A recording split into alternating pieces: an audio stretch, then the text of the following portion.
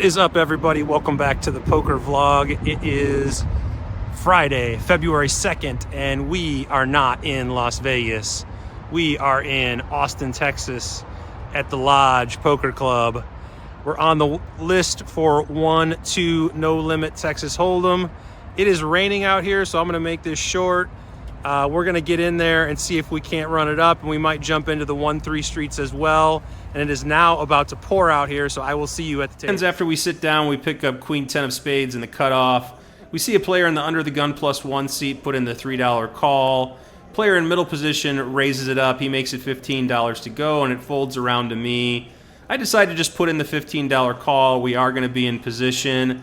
The limper decides to call as well, and we are going to head 3 ways to a flop. Flop comes down, Queen of Diamonds, 6 of Clubs, 10 of Hearts, giving us top 2 pair.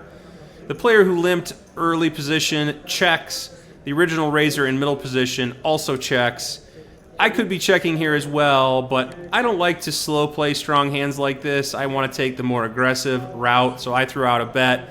I make it 30 to go, and both players pretty quickly get out of the way. Probably could have went a little bit smaller here. Probably 20 or 25 might have got a call from some weaker Queen X or some straight draws. A couple of deals later, and we pick up the second best starting hand in No Limit Texas Hold'em. The Cowboys on the button in Texas. Even better, we see 3 players in front of us who limp into the pot. So once it gets to me, you know I'm going to be raising this up, and I decide to go to $20 pre-flop. The small blind puts in the $20 call, and surprisingly, everyone else just gets out of the way. They all fold. So we're going to go heads up to a flop. The player in the small blind is an unknown. I've only seen him play maybe 4 or 5 hands since I sat down. And I think those are all limped pots. I don't think I've seen him raise once. I think I've just either seen him limp or limp call. So I think his range is primarily going to consist of hands like pocket pairs, maybe 3s through 6s, and then Broadway cards like King Queen, King Jack, Queen 10, Queen Jack, maybe some Ace Jack thrown in there, an Ace 10 thrown in there as well. Might re-raise with hands like Ace Queen suited and Ace King suited, not sure, but I'm just hoping we get to the flop and we don't see any of the dreaded aces that often occur when you have pocket kings. And of course, the flop is Ace of Spades, Ace of Diamonds, 5 of Clubs. Not just 1 ace, 2 aces. The dreaded ace magnets strike again. Small blind starts things off with a check, and I decide to just check here. And the turn is the 4 of Clubs, which shouldn't change anything. Small blind checks again, and I think briefly about betting on the turn. Some of his small or medium pocket pairs might put in the call, but I do decide to just check.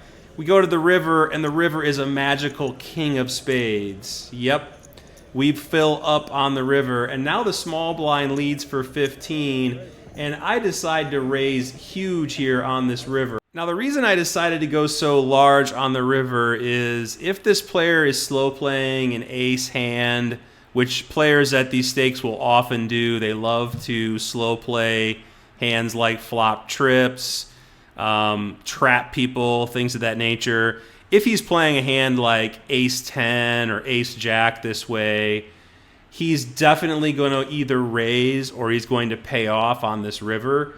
So there's no sense in going small when I feel like we can get max value with any of his strong hands that are calling. And I don't think calling is the right play either, because obviously we want to get value with our full house.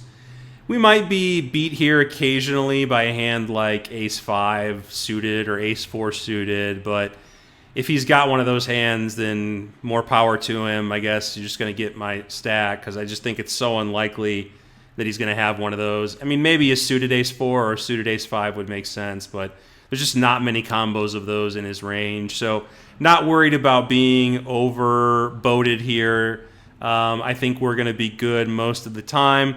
And again, if he's got an Ace X hand, he's going to have a hard time folding it, so I feel like we should just go for the max, which is why I go ahead and shoved out for 100. But unfortunately, he snap folds, and we don't get paid. You're not folding an ace. My very first double board PLO bomb pot, first in life and first time on the vlog. I've done no limit Hold'em bomb pots, but never done a PLO bomb pot, so we'll see how this goes. We look down at ace, jack, 5-3 with one suit. We've got the clubs. And for those of you who don't know how the bomb pot works, let me explain it to you here real quick. So everyone puts in $3 before the flop. So all 9 players basically limp into the pot for $3. And then the dealer puts out 2 boards, a top board and a bottom board.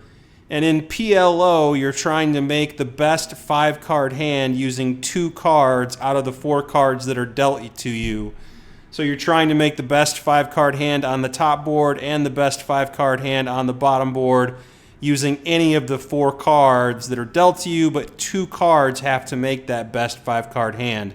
I don't know if that made it more confusing or more clear, but that's the gist of it. Everybody's in the hand and the action starts as normal after the flops are dealt. Now with Pot Limit Omaha, there is a limit on how much can be bet, so pot is the max size of the bet. It's not no limit, it's pot limit. We're picking up the action on the turn here. So the top board came down jack of diamonds, jack of spades, ace of hearts. The bottom board came down 9 of spades, 9 of hearts, 6 of diamonds. It checked around on the flop. The turn on the top board was the 4 of diamonds, and the turn on the bottom board was the 8 of clubs. I go ahead and lead out on the turn for $20, and the player directly to my left immediately pots it. And then a player in the 5 seat puts in the call, and I decide to call here as well. I think we're going to be chopping a lot. I think our full house on the top board is going to be good a lot of the time. We're going to end up splitting this pot. So I go ahead and put in the call, and we're going to go off to a river 3 ways here. And the river is pretty safe, it seems. I mean, we see the 10 of spades on the top board, and we see the 9 of diamonds on the bottom board. Now there's full houses, obviously quads and things of that nature on the bottom board, but I think more than likely we're just going to end up splitting this pot. So I'm not going to be folding here, not going to be getting out of the way when I check and the player to my left in the 3 seat pots it again, which puts him all in. And then the player in the 5 seat basically decides to just call the pot size bet, the all in, and the action is back over to me. Now it's a decision as to whether or not I want to raise here or if I want to just call. I think raising might be suicidal. I don't think we're going to get much to fold in this spot. So I decided to just go ahead and flick in the call. We're going to end up going 3 ways to a showdown. And let's see what happens here as this plays out. So I go ahead and get clarification from the dealer. The dealer just says this player is effectively all in, and I can either call or raise. I go ahead and call, and we end up chopping with the player in the 5 seat who also has ace-jack. So he and I have the same full house on the top board. The player in the 3 seat has got quads on the bottom board. So he's going to end up taking the main, and we're going to end up splitting the side pot. So we basically get quartered in this spot. Not the best result. I think we ended up losing about $80 here in this hand, something around there. But I don't know what the hell I'm doing in these double board PLO bomb pots. It's the first time I've ever done it, so I'm completely lost and just trying to figure this out. But it was fun, so if you do like this, please do hit that like button. Subscribe to the channel, and hit that notification bell so you don't miss future content like this. And another PLO bomb pot is in order, and this time we actually have a pair, 9-9, 3-7 with 2 clubs. Top board comes down 10 of spades, 5 of clubs, 4 of clubs, so we have a pretty bad flush draw. And the bottom board is the 3 of diamonds, ace of diamonds, 5 of spades, and we just have a pair on the bottom board. Ends up checking around, and we see the 4 of spades on the top board and the 7 of diamonds on the bottom board, giving us 2 pair on the bottom board. Now player directly to the left of the button decides to make it 15 to go. Folds over to a player in the 7 seat who puts in the $15 call. Player in the 8 seat gets out of the way. Player in the 9 seat puts in the call, and then it's back over to me. And I don't know what the heck to do here. I mean, I've got 2 pair on the bottom, but there is a flush draw out there. Actually, there's a flush with the 7 of diamonds out there now. So don't know if we're ever good here, but it seems like I'm getting the right odds to call to see if we might be able to turn our 2 pair into a full house. So I do put in the call, and we see the 8 of spades on the top board, and we see the 7 of clubs on the bottom board, giving us that full house.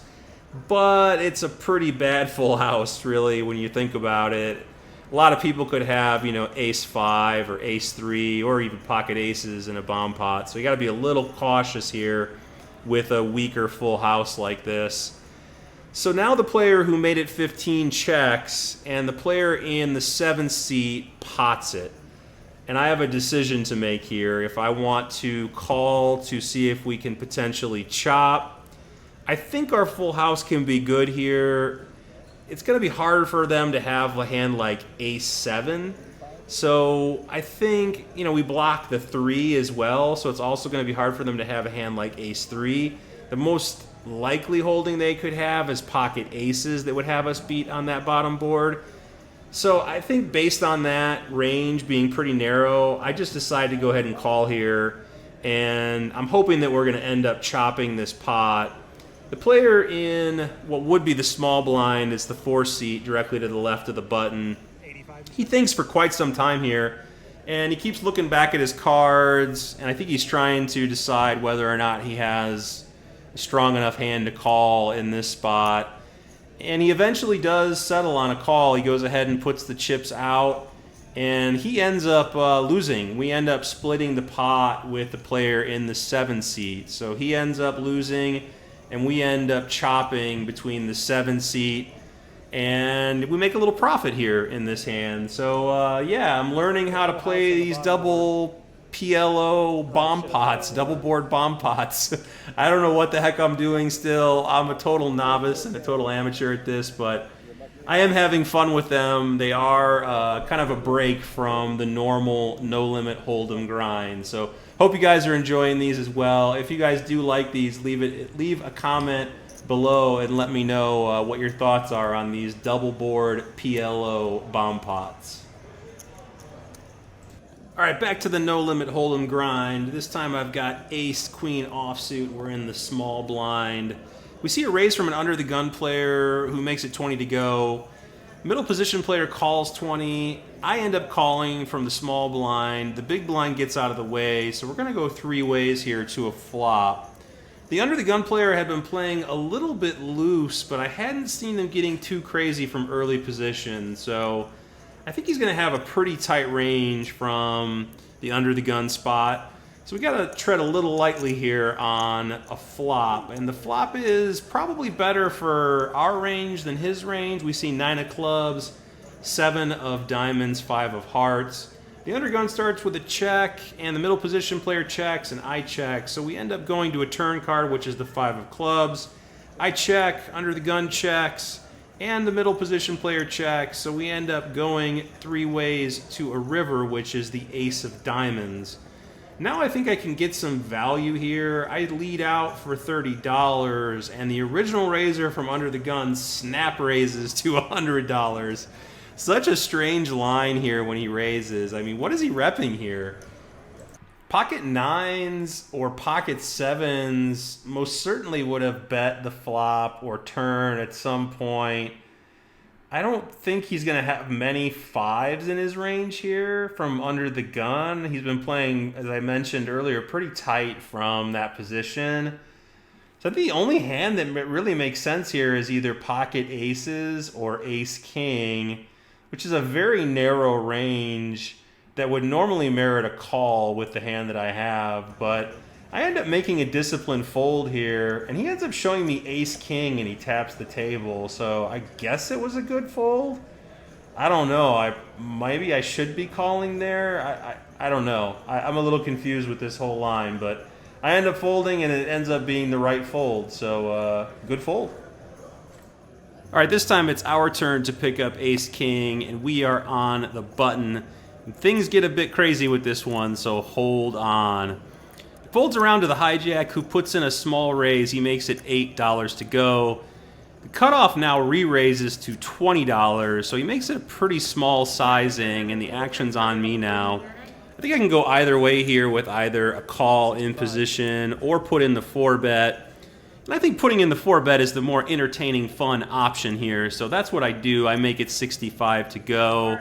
This gets the hijack out of the way pretty quickly, and it's back over to the cutoff, who goes into the tank.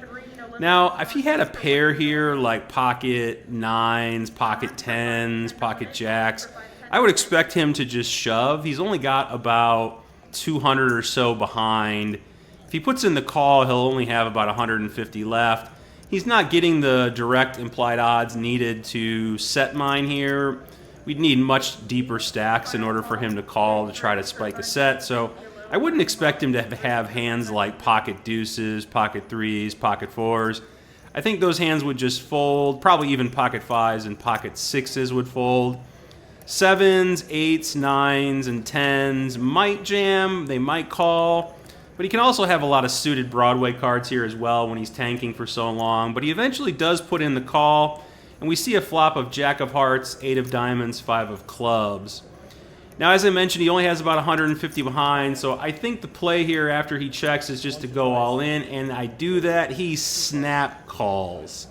I mean, he gets that one chip out there faster than I can practically say all in, and we end up running it twice. We do spike a king on the second run out, but that's not going to be any good when he shows pocket 8s for a flopped set. What the fuck is this? Card dead for a while before we pick up ace-4 of spades on the button. We see it fold around to the hijack, who then raises it up. He makes it $10 to go. Cutoff, who'd been either re-raising or calling late position raises pretty frequently, decides this time to just put in the call. So he puts in the $10 call, and I think this is a great hand for a 3-bet squeeze, which is exactly what I do. I make it 50 to go. Hijack quickly gets out of the way, but the cutoff thinks about it for a while. This is the same player we lost with our ace-king in the previous hand. So I think he's got a little sense that I might be out of line here, but he does eventually just lay it down, and we end up taking this down pre-flop. We show our ace-4 and gets a little bit of a chuckle from the table. Last notable hand of the session is another double board PLO bomb pot, and this time we pick up 9-9, deuce 10. We have 2 hearts. Not the greatest hand in the world, but we can spike some sets and some full houses with our pocket 9s, and we have some flush draw options too. Flop comes down, top board, 6 of hearts, 9 of diamonds, 9 of clubs, giving us quad 9s. Bottom board is 3 of diamonds, 6 of diamonds, 6 of spades, so we don't have anything on the bottom board. I immediately lead out on the flop for 15. I want to start building a pot. We end up getting a caller in the 4 seat, a caller in the 5 seat, and a caller from the 6 seat as well. So we're going 4 ways to some turns here. The turns come down with the top board showing the 8 of clubs. The bottom board is the 5 of diamonds.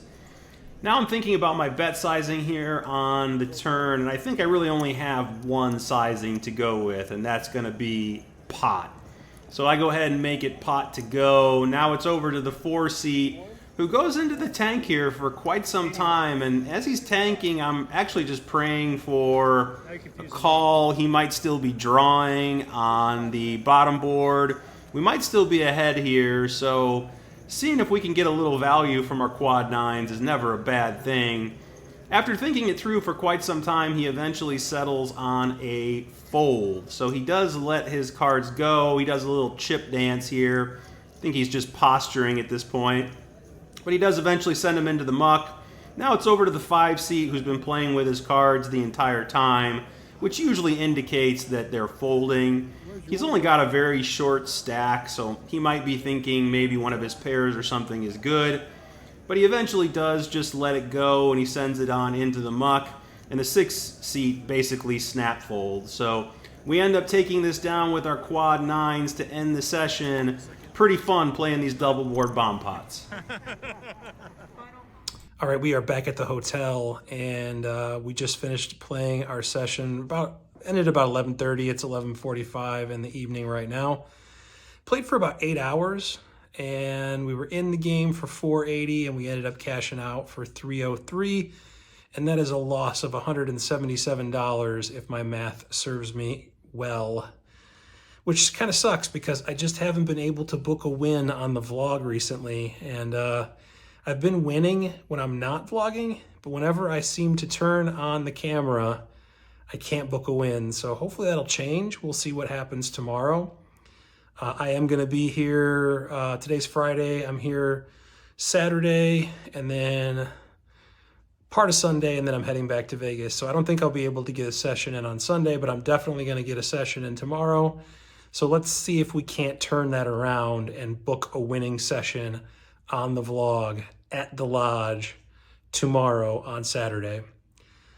That is going to do it for this episode. I hope you guys enjoyed it. If you did, please do hit the like button. Please subscribe to the channel and hit that notification bell so you don't miss future episodes. And I will see you all in the next episode. Take care.